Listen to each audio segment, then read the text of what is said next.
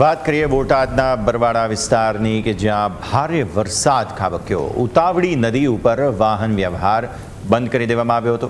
એક તરફનો વાહન વ્યવહાર બંધ કરાયો છે, જ્યાં સતત પાણીનો પ્રવાહ હજુ પણ વધતો જોવા મળી રહ્યો છે। ધંધુકા તરફ જવાનો એક તરફી પુલ બંધ કરી દેવામાં આવ્યો છે, ત્યારે ભાવનગર તરફી જતો એક તરફી પુલ અત્યારે ફિલહાલ શરૂ છે। વહીવટીતંત્ર તેમજ પોલીસ બંદોબસ્ત ગોઠવી દેવાયો છે। મોટી સંખ્યામાં ગ્રામજનો નદી પર ઉમટી પડ્યા હતા। સંવાદદાતા રસિક અત્યારે ફોન લાઈન પર આપણી સાથે જોડાઈ રહ્યા છે। રસિક, જણાવો, જે રીતે આ પુલ બંધ કરવામાં આવ્યો છે તેના કારણે વાહન વ્યવહારની જે બીજી કોઈ વ્યવસ્થા હોય તે કઈ રીતે છે તે પણ જણાવશો। વાત કરવામાં આવે તો બરવાળા તાલુકામાં સાંભળા ડેમ ઓવરફ્લો થતા બરવાળામાં નદી ઓવરફ્લો થઈ છે, એના હિસાબે વાહન વ્યવહાર બંધ કરી દેવામાં આવેલ છે।